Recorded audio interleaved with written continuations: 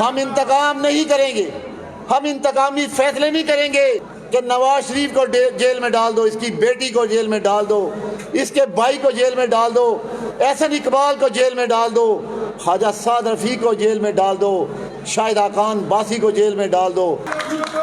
ہم نے عمل کے ذریعے 13 میں لوڈ شیڈنگ کے اندھیرے ختم کیے، ہم نے دہشت گردی ختم کی، ہم نے کراچی سے لے کے اسکردو تک امن قائم کیا، ہم نے اس دور میں جب ہر طرف اندھیرا ہی اندھیرا نظر آتا تھا سی پیک جیسے منصوبے شروع کیے، موٹر ویو کے کارپیٹ روڈوں کے جال بچھنا شروع ہو گئے۔ تو میں سمجھتا ہوں کہ اندرون اور بیرون کے دشمنوں کو یہ بات اچھی نہ لگی، انہوں نے سازش کر کے عوام کے منتخب اور پسندیدہ لیڈر کو زور زبردستی ہٹایا اور ایک نالائق اور نااہل شخص کو مسلط کیا۔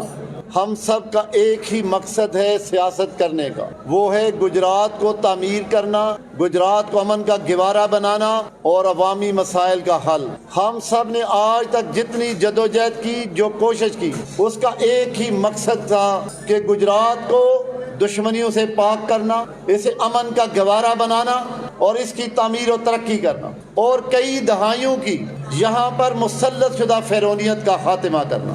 الحمدللہ اللہ تعالیٰ کے فضل و کرم سے اگر 17 میں آپ کی حکومت پر شب خون نہ مارا جاتا، اگر اس وقت کی جو 13 میں آپ نے حکومت بنائی، میاں نواز شریف کو اس ملک کا وزیر اعظم بنایا، اگر اس وقت کی اسٹیبلشمنٹ اور عدلیہ مل کر ایک سازش کے ذریعے اس پورے سیاسی نظام کو سبوتاژ نہ کرتی، 18 میں آپ کی حکومت نہ گراتی اور ایک نالائق اور نشئی شخص کو پاکستان کے ایوانوں میں نہ بٹھاتی، تو میں یقین سے کہتا ہوں کہ آج پاکستان دنیا کی جو بڑی 24 اکانومی تھی، آج پاکستان کا شمار اس میں ہوتا، آج پاکستان بڑی تیزی سے ترقی کا سفر طے کر لیتا۔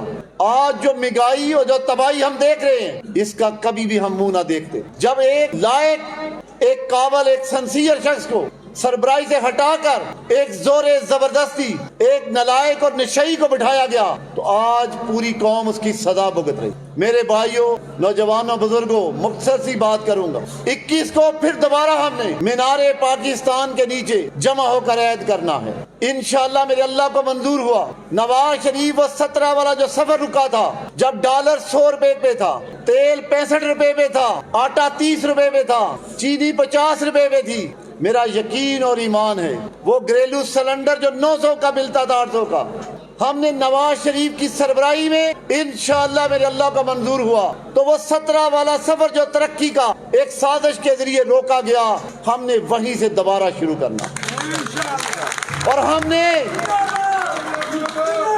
نے عمل کے ذریعے 13 میں لوڈ شیڈنگ کے اندھیرے ختم کیے، ہم نے دہشت گردی ختم کی، ہم نے کراچی سے لے کے اسکردو تک امن قائم کیا، ہم نے اس دور میں جب ہر طرف اندھیرا ہی اندھیرا نظر آتا تھا سی پیک جیسے منصوبے شروع کیے، موٹر ویو کے کارپیٹ روڈوں کے جال بچھنا شروع ہو گئے۔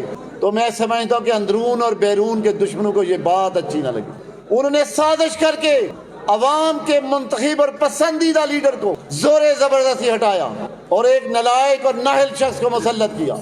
انشاءاللہ قومیں ہمت نہیں ہارتی، مشکلات سے قومیں سبق سیکھتی ہیں، قومیں آگے بڑھنے کا عزم کرتی ہیں، مایوسی گناہ ہے، ہم باہمت قوم ہیں، ہم مسلمان ہیں، ہم نے تنگ دستی میں بھی، ہر حالات میں بھی آگے نکلنے کا عہد کرنا ہے، ہم نے پاکستان کو تعمیر کرنے کا عہد کرنا ہے، ہم نے پاکستان کو دنیا کے ترقی یافتہ ممالک کی سب میں کھڑا کرنا ہے۔ ہمارا ایک ہی مقصد ہے کہ ہم آنے والی نسلوں کو ایک خوبصورت، ایک ترقی یافتہ پاکستان دے کر جائیں۔ میرے بھائیوں، بزرگوں،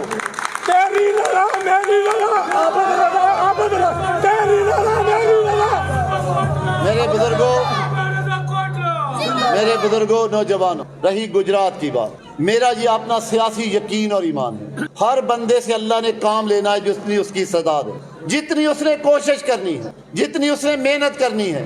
مجھے جب سے پارٹی کی ذمہ داریاں دی گئی، میرا سیاست میں ایک ہی مقصد تھا، گجرات کو فرعونیت سے پاک کرنا۔ میں نے اس کے لیے انتھک محنت کی، میں نے کہا کہ کوئی بھی دھڑے بندیاں ہوں، میں نے ہر ایک کو ایک پلیٹ فارم پہ اکٹھا کیا۔ میں کہتا ہوں کہ ہم عوامی سیاستدان ہیں، ہم نے خفیہ ہاتھوں سے اقتدار میں نہیں آنا، ہم نے عوام کی خدمت کر کے آنا ہے، تو پھر ناراضگی کس بات کی؟ آؤ مل کے سب محنت کرتے، فیصلہ عوام نے کرنا ہے۔ پارٹی کی ٹکٹ میاں نواز شریف کی سربراہی میں جو پارلیمانی بورڈ بنے گا اس نے دینی ہے۔ وہ ٹکٹ عوام کی آواز پہ دی جاتی ہے، عوام کی محبت پہ دی جاتی ہے۔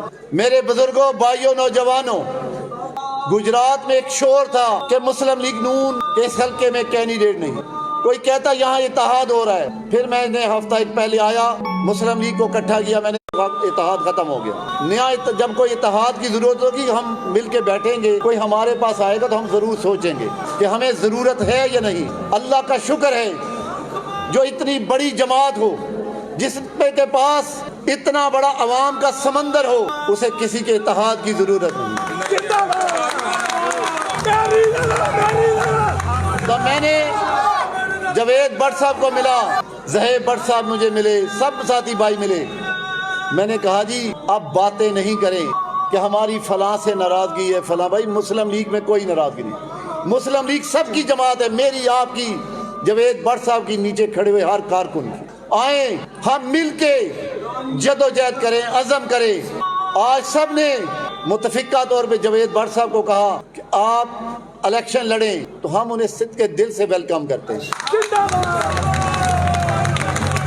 دیکھیں یہ جمہوریت کا حسن ہے، یہ سیاست کا حسن ہے کہ ایک ہی جماعت کے اندر مختلف امیدوار سامنے آئیں، وہ اپنا اپنا بیانیہ بیان کرے، وہ لوگوں کو کنوینس کریں، اپنے گروپ دڑوں کو جمع کرے، آئیں نکلے میدان میں۔ اب فیصلہ عوام نے کرنا ہے، میرا یقین اور ایمان ہے۔ پھر میں نے کہا کہ جاوید بٹ صاحب، حاجی ناصر، یہ سب ایک گلدستہ تھے۔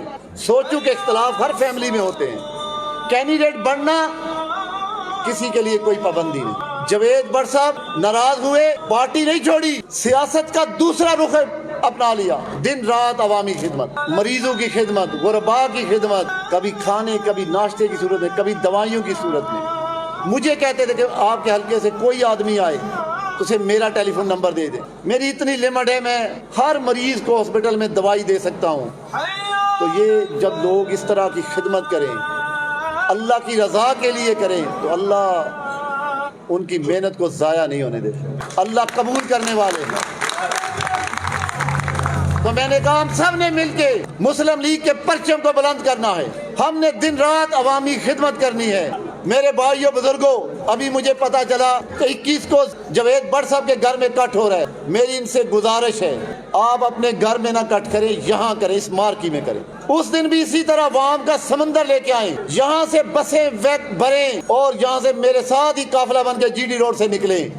انشاءاللہ ہم 11 بجے یہاں سے روانہ ہوں گے، 4 بجے وہاں پہنچیں گے اور نواز شریف کے ساتھ مل کے پاکستان کو آگے لے کے چلنے کا عہد کریں گے۔ ہم انتقام نہیں کریں گے، ہم انتقامی فیصلے نہیں کریں گے کہ نواز شریف کو جیل میں ڈال دو، اس کی بیٹی کو جیل میں ڈال دو، اس کے بھائی کو جیل میں ڈال دو، احسن اقبال کو جیل میں ڈال دو، خواجہ سعد رفیق کو جیل میں ڈال دو، شاہدہ خان باسی کو جیل میں ڈال دو۔ نہیں نہیں، ہم ایسے نہیں کریں گے۔ یہ نہیں کہیں گے کہ ڈی پی او صاحب عابد رضا کے گھر پہ ریڈ کرو، ان کی گاڑیاں روکو، زیب بٹ کی سوسائٹی کے گیٹ اڑا دو۔ انشاءاللہ نہیں، ہم انتقام کی بجائے ترقی کا سفر طے کریں گے، ہم ترقی کے لیے کام کریں گے، جو کیا انہوں نے ہم وہ نہیں کریں گے۔ ہم تیری رضا میری رضا، تیری رضا میری رضا۔